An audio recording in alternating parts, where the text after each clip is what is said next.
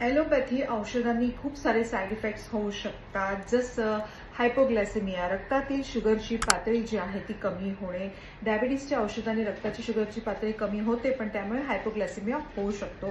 वजन वाढणे, काही डायबिटीस पेशंटला औषधांमुळे वजन वाढतं. पाचनच्या समस्या होऊ शकतात. डायबिटीसच्या औषधांमुळे पचन समस्या जसं नपुसकता, गॅसेस, पोटात दुखणं, या सगळ्या गोष्टी, हे सगळे प्रॉब्लेम्स होऊ शकतात. मांसपेशींमध्ये सुद्धा दुखणं, काही डायबिटीसच्या औषधांमुळे मांसपेशींमध्ये दुखणं आणि वीकनेस होणं सुद्धा फार इम्पॉर्टंट आहे. या गोष्टी होतात. त्वचेवरही खूप सारे परिणाम होतात आणि रॅशेस होतात, खूप जास्त खाज येते, लिव्हरच्या समस्या उत्पन्न होतात, किडनीजचे प्रॉब्लेम स्टार्ट होतात, हार्टशी रिलेटेड प्रॉब्लेम स्टार्ट होतात. डायबिटीसच्या औषधांमुळे हार्ट अटॅक सुद्धा होऊ शकतो.